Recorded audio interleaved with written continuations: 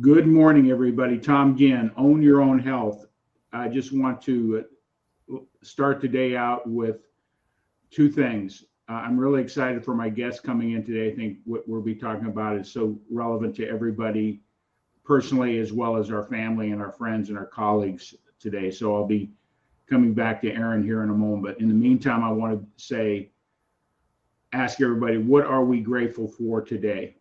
And Erin, we'll get back to that after we do the rollout here. So hang tight, my friend. So what are we grateful for today? Without any further ado, we're going to do a little rollout here. So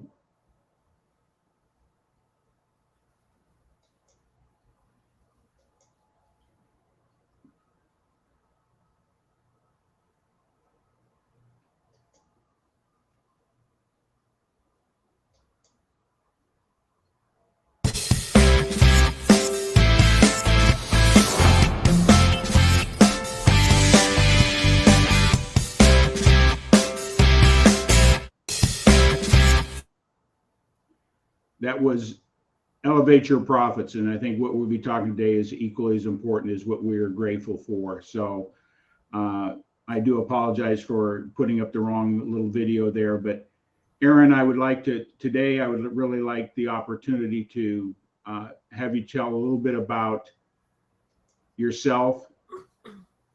What are you grateful for today? Well, first, I'm grateful to be on your show today. And I am just grateful for all of the amazing people that are in my life and have helped me along my journey and continue to moving each day forward. Yeah, I really like that on your website. It is a page popper, the gratitude statement. So I believe gratitude is one of the most important areas that we can incorporate in our life to give us better perspective, stay in a positive mood, no matter what the circumstances around us, to bring us down, moves us into anxiety or depression and the things we'll be talking about today. But I believe gratitude is a foundation that if you go to, you can really change your mindset and move in the direction you want to go. So I'm really grateful for this moment. I believe I started my very first live streaming program is G-Force, which G stands for gratitude. I've used it in my personal coaching practice. I've applied those principles in my life, and it's changed everything, how I view the world, how I get through my day. I like what you said, take 5 minutes and write those things down that you're grateful for. So I'm grateful for this very moment. It's the most important moment of my life. When people ask you how you doing today, and I always tell people, this is the best day of my life. This is the best day of my life. This moment, it dictates what's going to happen the next moment all the way out into the future, how I look at it. So I take it from a point of gratitude. Yes, I love that. Yeah, so without any further ado, I would like to introduce Erin Alli. I met Erin in a networking group. She's done some work for me as a virtual assistant. And it wasn't until here recently that I realized she was in the space of helping people with better understanding their emotional health, those type of things. So today I'm really excited to find out more about your why, what you do, so that we can help as many people as we can. Own Your Own Health. I started this broadcast about last summer about this time. My wife and I have a wellness center. So I've been around holistic practices for a long time, from massage, dietitians, acupuncture, wide range of alternative sources of ways to take care of yourself. And I'm not anti-Western medicine. There's a place for it if I get in a car wreck and need something repaired or replaced. And I'm not anti-pharmaceutical as well. But unfortunately, that's where most people lean into, is those areas. But I encourage people to take time to investigate, look at alternatives to every aspect of our health, and we're responsible for it. We've been taught to rely totally on other people to take care of our health. I don't believe that's the right formula. Would you agree? I do agree. That was actually when I started really researching all of this. It was for that same reason of not just going for the medications and things like that, but rather looking at other alternatives before having to go that route. Yeah. So share with everybody a little bit of where you live, a little bit about your background, what moved you to the space that you're in now, and so who we really want to serve today. And I believe everybody can benefit from this conversation, because this is an area a lot of people don't want to talk about, is about their moods, their feelings, their anxiety, their depression, or mental cognitive perspective. And so I'll just turn the floor over to you, Erin. Sure. So I am actually currently in Delaware. I just moved here over like the last 6 months. Before that, I was up in the Pocono Mountains in Pennsylvania. So, and I started my business. Well, I started my business as 18, almost actually 19 years ago now, when my son was really little. He had, asthma and stuff when he was little. So I started my own business so I could do something and be home with him if I needed to go to doctors or things like that. And we started with that. And then as he got a little bit older and he was school age and stuff, I realized he had a lot of anxiety. So then I started going into the holistic field of trying to figure out ways to help him with the anxiety holistically, not just running to medications, and depression and things like that. And as I started talking to more parents about it, I realized that more and more kids actually were suffering from anxiety and depression than I think a lot of us realize. So, we always think back to, how we dealt with things when we were kids. And today it's very different with social media, with things like, all of the different ways where the kids don't actually have to be in the same room or, whatever, to experience all of that. So I started then just doing a lot more research into brain and gut health and, how to help anybody with, holistically with anxiety, kind of calming down, different, the breathing exercises and all of that. And as I was doing that, I was volunteering a lot with the kids. So I was teaching them. And then I was also coming across, interestingly enough, that my clients on the business side were experiencing the same stuff. So then I kind of took it to that realm. So even though I'm I'm an online business manager, I also coach my clients around that, because so many entrepreneurs have that level of anxiety, depression, and there's that stigma around it because nobody wants to talk about it. Right. Yeah, I can relate here. I've just recently gone through a very severe situation with gout back in January. It was the most severe. I've had it several times. It was so bad, I can't even describe what it was, but it took me out of my game mentally, emotionally, physically. And I went into full of anxiety and even a state of depression, because I lost a lot of my business momentum, those type of things. And thank God I always stayed in a space of gratitude, because I knew this would pass. But with entrepreneurs or people in business, what's the number one stressor that they encounter, and how do you guide people through that? And I know you work with children as well, but when it comes to the business side, dealing with people's emotions and the anxiety and depression, how do you help people get a handle of that, to get back in what I call back in homeostasis, where you can think clearly and deal with the situations around you more effectively?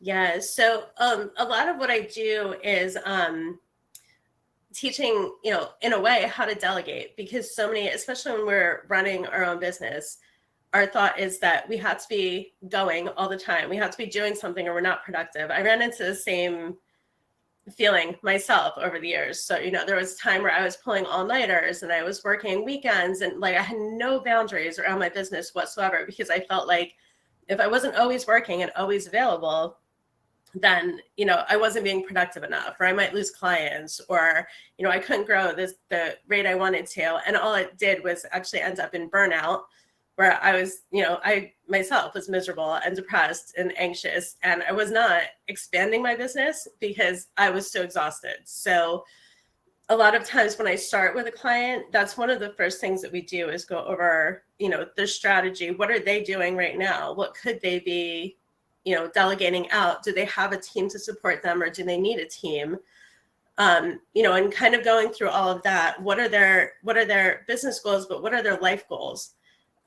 Because a lot of times, they don't really want to build that empire. They want to have more time with their family. They don't want their partner or their kids saying, oh, you missed another outing, or your work is more important, or when are you going to have time for us? So it's kind of putting in that balance, and then from there we put in the processes, so that if they're not available, somebody can pick it up and run with it, or anybody on their team. So we lay out all the processes exactly. So, and then, kind of who can delegate, who can they delegate to that can take over that and put those boundaries in place so that people aren't contacting them 24 hours a day, 7 days a week for, every single little thing in the business. They know exactly who to go to with what problem and when it needs to be escalated to the owner. Yeah. Yeah. Being in business, I've been in business for myself since 1983, and I've gone through that. People say you must be a workaholic. Is that we think if we're not doing something every moment of every day, whether it be weekends or whatever the case, that our business is going to fall apart. And I think that was part of my thing that was happening back in January, being taken out physically, emotionally, and mentally. That just compounded that desire to keep my hands on and control. I think a lot of entrepreneurs no one can do it better than me, and are afraid to delegate. Would you agree? I do. And I was kind of chuckling a little as you said that, because I've had that happen myself, where all of a sudden, I'll push and push and push. And then I get so sick that I just physically can't do anymore, and I can't get out of bed and whatever. And I always figured that's just like God's plan on, okay, if you're not going to do this for yourself and take care of yourself, I'm just going to help you along. And so you figure it out. So, yeah. So you got into this field of helping people around because you're your child, right? Right. Initially, yep. It was, initially to help him deal with his own, depression, anxiety, and health issues and things like that. Today, our young people are going through more emotional stress than ever before because of all the influx of information from social media, our television, our movies, our music. All those things are telling us how we should be versus who we really are. And we're judging ourselves, and we're always trying to compare ourselves to other people. And that puts a lot of pressure. And then, of course, with kids not knowing boundaries, or, the bullying process, and that, what do you see with young people? What's the thing that you would recommend? Number one, you got to start with, I believe, the parents, to make sure that everybody's on the same page of how we're going to take this information in and how they're going to use these platforms. I'm not anti any of it, but there's a place for it, and it can be abused, and it can be impactful on people in a negative way. So how do you work with parents and children? So for me, it's I have friends who do a lot more in the area of like the younger kids and the parents, as far as social media boundaries and learning the safe ways to use it and things like that. On my side, I deal more in the like grief and trauma side of things. Okay. So for me, when somebody comes to me for help, it's more they've already experienced some level of trauma at some point. And it's digging down to the root cause, because that anxiety that they're feeling right now that's the symptom, but it's not the root cause. So what's the root cause? So we do a lot of digging deep to get to, like what initially happened. And then from there, how can we prevent it from happening again, or not prevent it? Because sometimes it's not something that the child did. It's something that happened to the child that they didn't have any control over. So, in those cases, and directing them to the right support, because, I'm not a doctor or anything. So, directing them to whether it's, a psychiatrist or, a counselor or something like that. Just kind of helping them along to get to what, the right help that they need. Yeah. You mentioned, grief, and that's trauma. And we've all had trauma in our life, and grief. When we lose something, it doesn't have to be a loss of a loved one or somebody we know. That's the most painful thing that we can go through.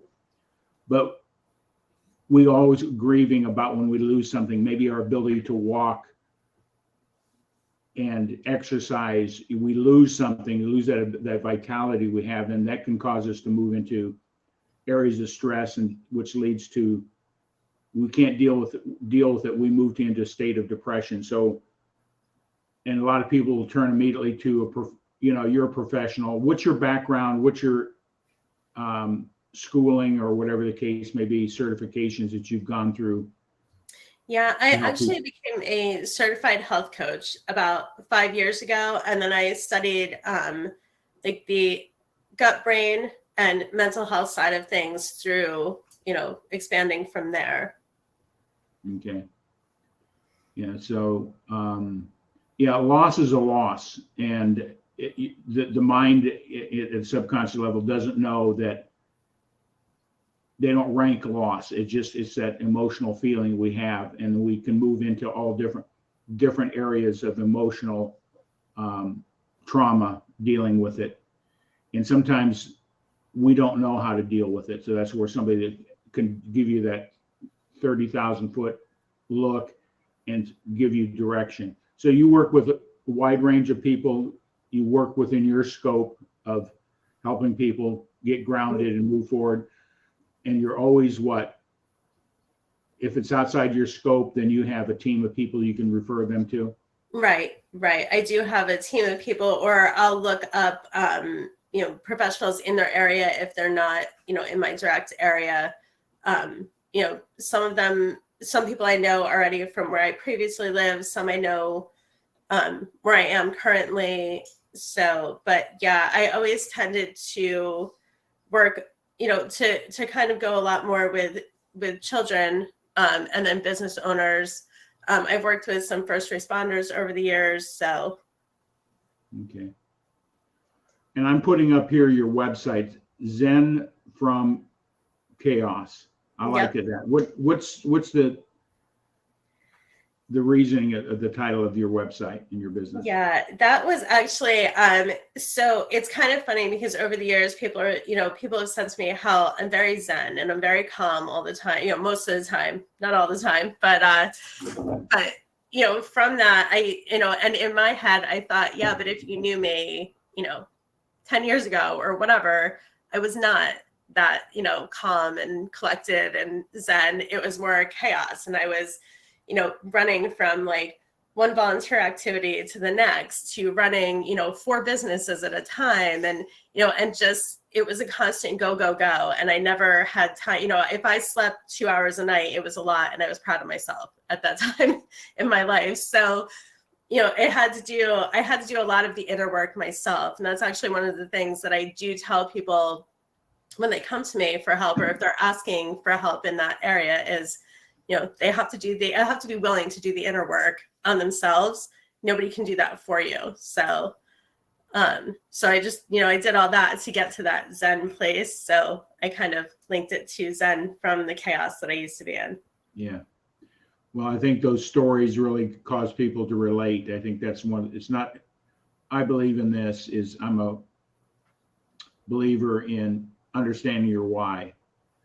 People really care about why you do what you do, not how you do what you do and the processes, because those things are all important, but it's your why that drives you forward, getting clarity of why are you doing what you're doing, and keeping that in perspective, and being grateful for the things that you have, not the things that you wish you had, but you got to have a gratitude. There's a process for gratitude for future expectations, but we got to get away from, this is my opinion, of comparing our definition of success with other people's. I think there's a big disconnect what that really means. People aren't really clear on who they are, what their passions are, what aligns with that, who aligns with them.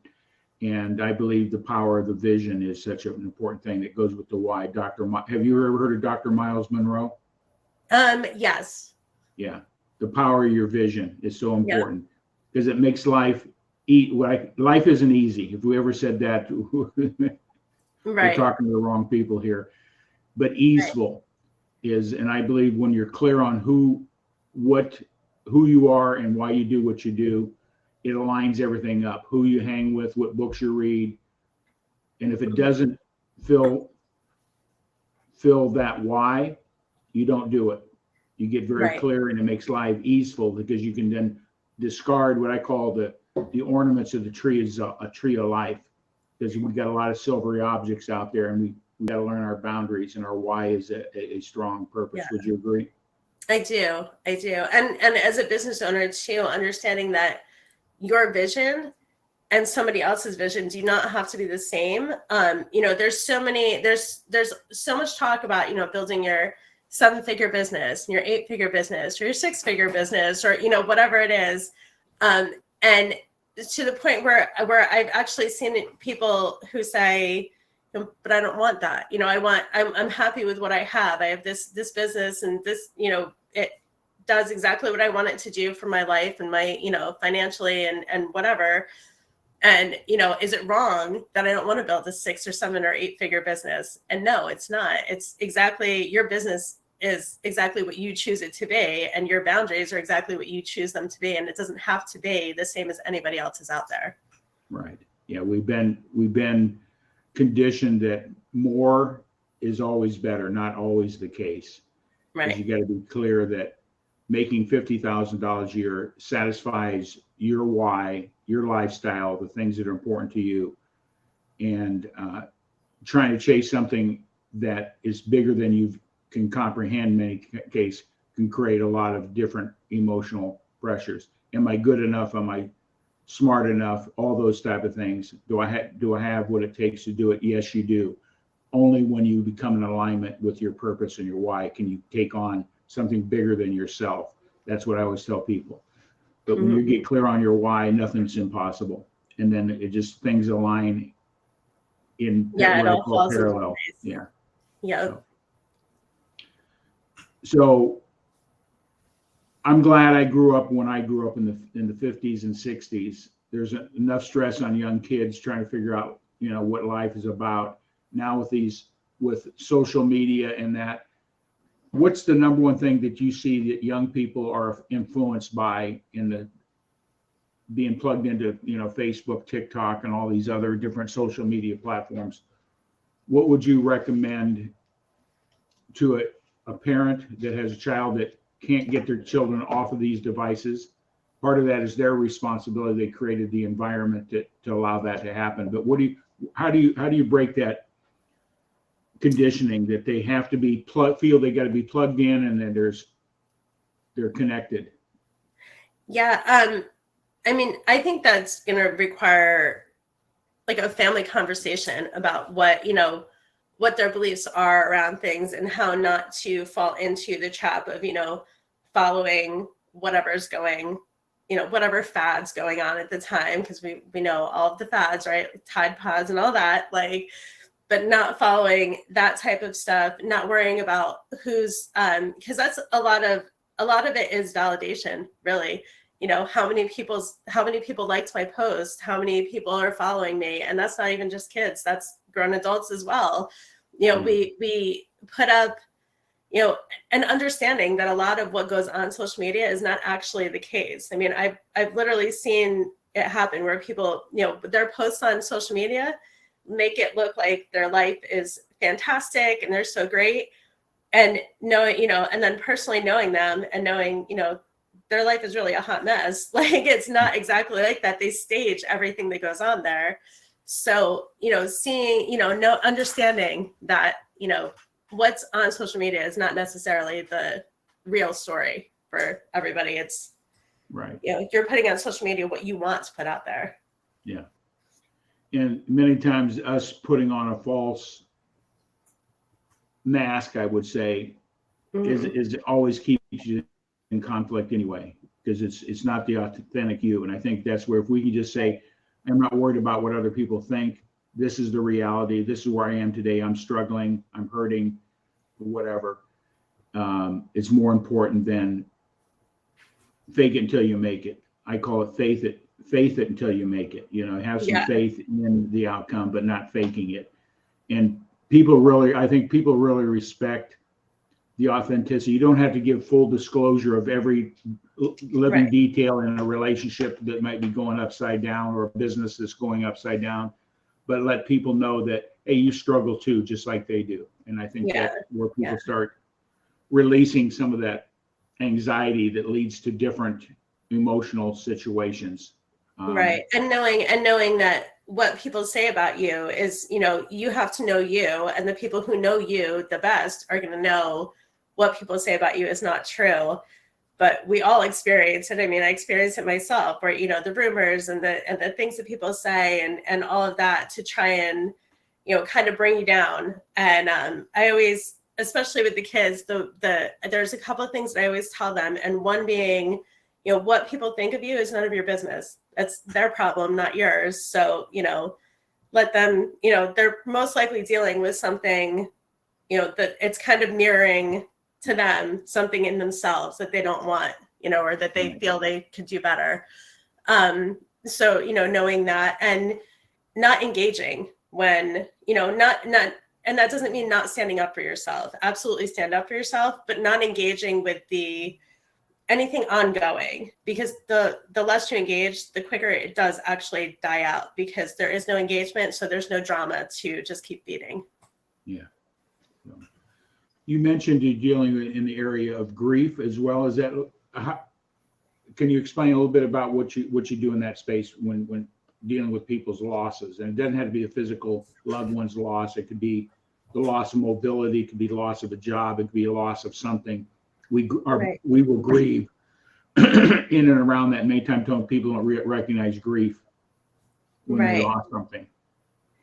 Yeah, with grief, it's more, you know, talking things through about, you know, what they're grieving, why they're grieving it, you know, if it is a loved one, you know, bringing up those, you know, those good times, or, you know, circling around different stories and kind of the things that they want to talk about or say that they couldn't before, or if there's, you know, if there's something that they needed to settle with somebody that didn't happen before they passed, you know, writing that out and kind of, you know, and having that release of, you know, what they wanted, you know, what they wish they could have said, things like that. And in the flip side of that, if it is something else, you know, a loss of a job or a relationship or, you know, anything like that, it's then we focus more on the gratitude and looking for the good. There's always something good that comes of every situation, no matter how horrible it is. And you don't often see it at the time. You might see it years later, you know, but you know, that job loss could be that there was another job, you know, in the kind of in the wings waiting for you that was a better fit for you, that, you know, so, and if you hadn't lost that initial job, you never would have been able to take the new one. And just kind of looking for, you know, what are you grateful for? You know, now that you have that time while you're looking for a new job, what can you spend your time doing that you couldn't do before when you were working, you know, 80 hours a week? Like that type of, you know, looking at, I don't want to necessarily say the bright side, but, you know, looking for the things that you're grateful for, and being that gratitude being very specific, not just, I'm grateful that I have a roof over my head. Like, you know, like very specific things. So it's not, you know, so it's clear to you. And then I always say, write it in a journal so you can look back at it. And on those days when you are, you know, depressed or having a bad day or whatever, you can just kind of flip through there and see all the things that you have that you are grateful for. And when you're dealing with your client or the person that's seeking out, I put up your email address so people can reach out to you and start that initial exploratory conversation, see where you can guide them or work with them. And you don't need to be they don't need to be in Delaware to work Right. with you, correct? You can Right. do this. Yep. I do Zoom, so it can be anywhere in the world. Wonderful, wonderful. Yeah, that's an amazing thing about this type of technology is that it's changed in the last 3 years how we've been doing business, and that put a lot of stress on people as well. It takes a new level of thinking to deal with a camera. I remember the first time putting a camera up and trying to talk at the camera was like, this is not a good thing. This is one of the most, and it brings in the insecurities and all the other things and anxiety doing it. You just have to look at yourself and like pick apart every single thing wrong. Right. What am I looking at? Right. My lighting's all that type of stuff. Yep. So, who's your primary, so people get clear, who, when we move into certain things we have passion about, we want to help the entire world, but in reality, we can't. Who do you really, taking your experience and your passion, who do you really want to work with? What type of people, what type of situations you can bring your talent to the table to help people? Yeah, what I found that the people that I work best with are actually business owners and teams. So, sometimes it's just, a small business owner or a, medium or large. Sometimes it's a larger business that has a team presence, like a sales team or something like that. And those are the types of people that I work best with, because not only can I use the mental health aspect that I have, but also I know the marketing, the copywriting, the business management, like all of that tied in. So I can more easily help them figure out the best way to delegate, who to delegate to. I have the connections for who I can, refer them to. And just kind of, there's a lot more that I can do in that area, because I have so many of the skill sets in that they need. Yeah. I believe that owning our own health, it starts on our viewpoint of what health is, how we think about health. And many times life gives us all sorts of our emotions just tell us how we're responding to circumstances around us and how we've been conditioned, maybe as children, all the way up through our adult life, not knowing how to deal with anxiety, what depression is. Now, there's different types of depression, and we all go through it one way or another. But I think just knowing and being aware, dealing with people like yourself, to give a foundation that, hey, you're okay. I think that's where a lot of people say, I'm talking about my emotions, my mental state, my depression, my anxiety. Something must be wrong with me. There's nothing wrong with you. We all do it. So what do you say to people out there that are struggling right now? Should I seek out somebody to help me, guide me through this process they're struggling with? Because ultimately, our mind can dictate chronic illness. Create stress is the number one reason for chronic illness. We can just go down a whole litany of different things that stress incorporates. And the number one stressor is money and relationship with money. Do you see that when you're working with your clients? Yeah, I do. That's a very big part of things. Is a lot of it is, financial more than anything else. And I always say that you should absolutely seek out some form of help, however that looks for you, because we would do it for our physical health. We think about our yearly physical and all our, the tests and the things. And, if we have a cold, we go, take care of our cold. If we break a limb, we go get it fixed, but when it comes to mental health, people are like, oh, I don't want to look weak. I don't want to look, like I need help. But, and it doesn't make you weak to get that help. It actually makes you stronger to get that help. So absolutely. I agree with you, is that the image we put out there, we want to maintain it, but behind that veil, the mask that we wear, just be honest with ourselves. And it's okay to be vulnerable, and you don't give, like I say, you don't give all your details, but say, hey, listen, you tell somebody, say, how you doing? They say, I'm struggling, and here's why. And they feel comfortable doing that. you never know how somebody that you express yourself with full disclosure, I would call it, you never know where the help is going to come from. Plus, you're not harboring it, holding it, you're releasing it and allowing something else to come in. Right. So what do you share with people to how to share their struggles? You don't share it with everybody. Right.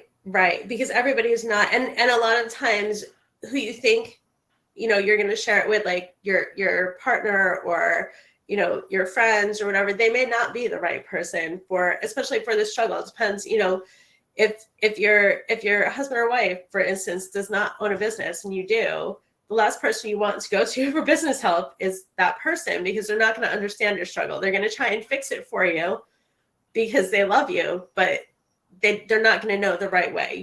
In that case, you would want somebody who's in business, some type of mentor, some type of coach, somebody who can help you with that particular struggle. If it's a mental health struggle, you want somebody who can help you on the mental health side.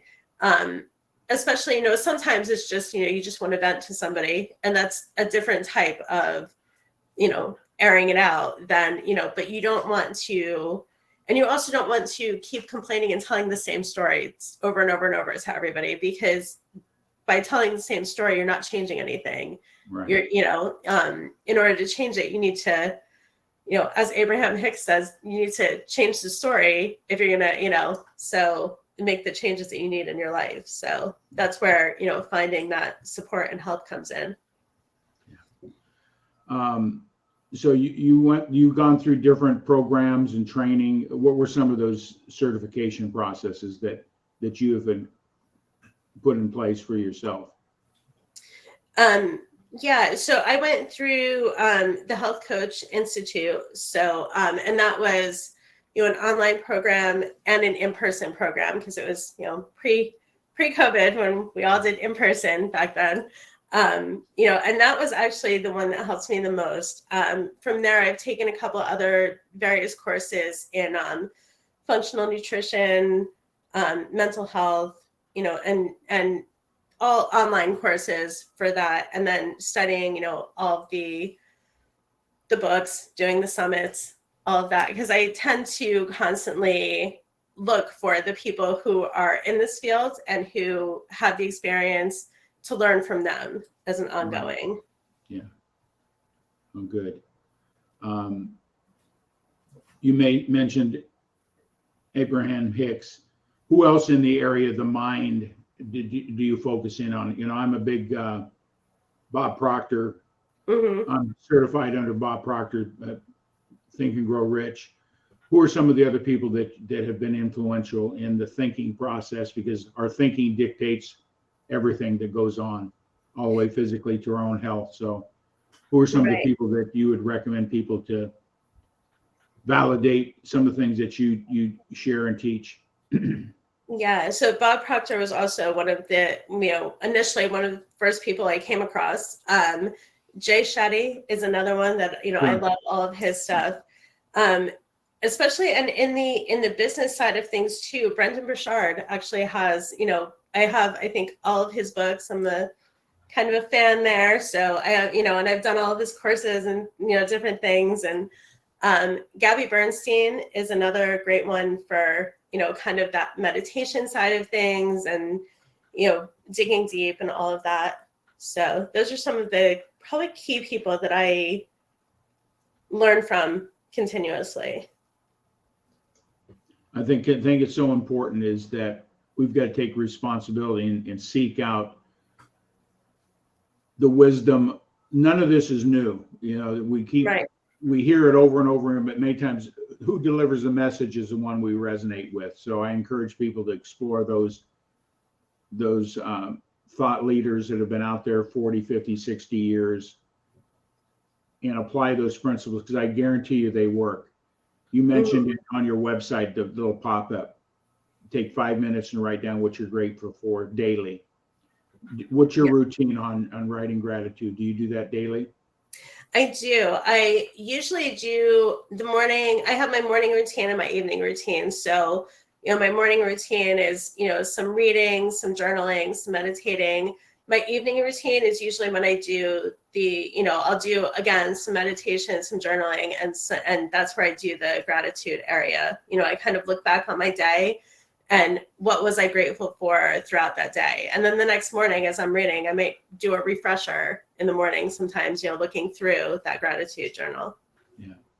And myself being in business where it can be all consuming, and sometimes you're focusing on accomplishing an objective or goal, because most people in business are very goal oriented. They want to get the results, and sometimes the whole world stops around them and there's just folk and don't even know what's going on. So I can relate to that. And I recently did it because I teach gratitude. The way I was focusing on some of the things in my business, it was taking away my personal relationship was being affected. So I started doing a daily gratitude of why I'm so grateful for my wife, Kathleen, and putting her back in my daily thoughts, and how that's actually changed my why. Why am I doing this? And then making sure that she's still focused on my day-to-day communication. It's not all about the business. And I do the business for her as well. So it's not just about me, because she's the beneficiary of my efforts as well. But if we get so focused on the task at hand and forget about the people around us, we can create other issues as well. Yes. You work with couples, you say you work with business teams, and I think it's important so that people can understand the stress levels that goes across an organization. And do you work with couples as well? I have, yeah, because actually my husband and I over the years have worked together and have owned businesses together from time to time. So, so I have that aspect of things too, because it's not always the easiest when you work with a spouse too, because you have that other dynamic. You have your personal dynamic and your work dynamic, and so sometimes they flow, sometimes they don't. So right. Yeah. So I'm really enjoying this. There's so many things that we can dive into, but I think working with children is such an important area, catching them before, so they understand what's going on with this technology and the pressures of society and the social networking, how many followers you have, how many likes you get, are you matching up to, are you looking as happy as your friends, those type of things.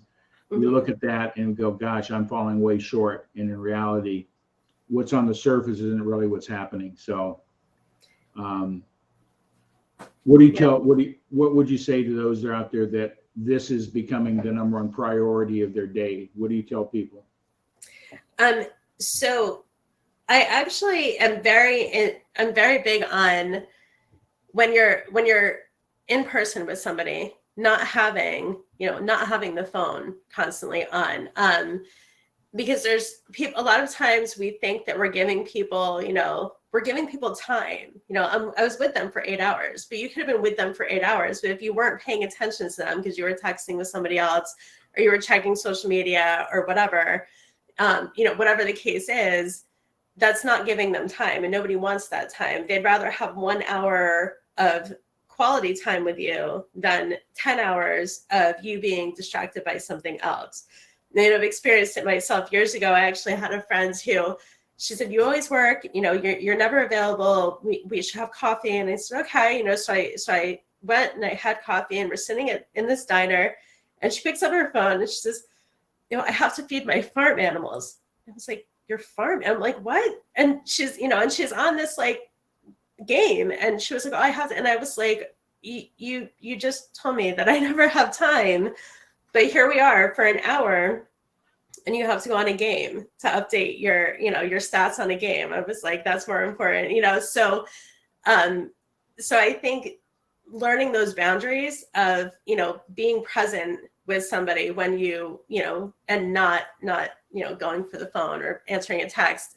If I invite you for coffee, the last thing I'm going to do is check my phone. I might have it in my purse or whatever, just in case there's an emergency, but there's, I'm not on my phone the whole time. And, whoever's trying to reach me for that hour, I can get back to them when I'm, when we're done having that time together. So yeah, that's one of the boundaries I personally set. And I know a lot of people don't have that in place, but that is one that I think is important. I think one of the best things my wife has ever taught me, and the things she does, she's in some of the same spaces you are. She works with grief, and she's a grief doula, end of life doula. Mm-hmm. She works with the person that's actually dying, and she actually works with the family in that process, because that is our culture and our way of looking at dying is from my perspective, it's convoluted, and we don't know how to deal with that. And so she works in that space. And one thing she has taught me, the most important thing that really has helped with other people's anxiety is, number one, people are seeking out, do you see me? This is Maslow in the area of hierarchy, but it just sort of pulled those pieces out. Do you see me? Do you hear me? And do you really care? If you can be in that presence and listen to people, accept them, you don't have to agree with them, you have some empathy or those type of things, and then you can demonstrate that you really care about them, that is a tremendous anxiety reliever for the person you're talking to. So a lot of who we communicate, do they see you, do they hear you, and do they really care? Those are things I would think you would be looking for in any sort of path to work with getting yourself in a better mental state, emotional state. Would you agree? I do. And actually on my blog, I have one blog is dedicated to pretty much the art of listening, and those different levels. You have your initial, hey, how you doing? Like, chatter type of thing. Then you have like your, casual conversations, and then you have like how to get deeper and how to get deeper again, with your conversations and what those look like, and, what that, how to be present in those conversations versus distracted. Yeah. So I hope today that I'm going to put this out here is that tag and share. We never know who can benefit from this conversation, to ask that question. Maybe I should check out. I'm struggling, or I'm frustrated, I'm hurting, I'm full of anxiety, I'm depressed. These are just signs of what's really going on. So I would encourage people to tag and share, and feel free to reach out to Erin. There's her email, and go to her website to learn more about what she does as well. So encourage people to look at that, reach out to you. There are a lot of resources. It's the last place that people turn. It's usually out of desperation. So if we work proactively, we're going to be better off. Mm-hmm. Yeah, and there are a lot of free resources on the site as well. So people don't have to, work with me. And, if there's questions or anything, I'm happy to also just answer questions and kind of guide people to the right place too. Okay. All right. Well, Erin, I tell you what, 45 minutes to an hour goes by in a hurry. In closing here today, I'm grateful that I've come to know you. You've helped co-facilitate Jennifer's group out there, and now you've moved away from that, it sounds like, taking on that responsibility. So, and you've done some work for me, little projects that helping me out in many ways. I appreciate what you've done, and I encourage you that you have the background in business as well as the emotional side, because they all tie together. And if we can get those sorted out, working properly, we're going to just have more success, less anxiety, and be happier. And I think people are really looking for being joyful in what they're doing, not happy. Right. So I encourage people to reach out to you. You've been a tremendous person helping me out in many different ways. I'm all about supporting people to look at alternative ways to own your own health. And I believe it all starts right here, is how we think about health and what that means. Most people don't understand what being healthy is, because based on our diet and lifestyles and everything else, we're a very unhealthy population. And I encourage to start thinking about owning your own health in and around your thinking. Would you agree? I do. And thank you so much for having me on today. Yeah. In closing, what would be the one thing you would want to leave in parting words for our guests today, or our audience? Yeah. In closing, I'd just like to say that don't let the stigma of mental health be what holds you back from seeking the help that you need to, move forward and have your full experience in life versus, just kind of getting through the day. Yeah. Well, thank you. I appreciate that.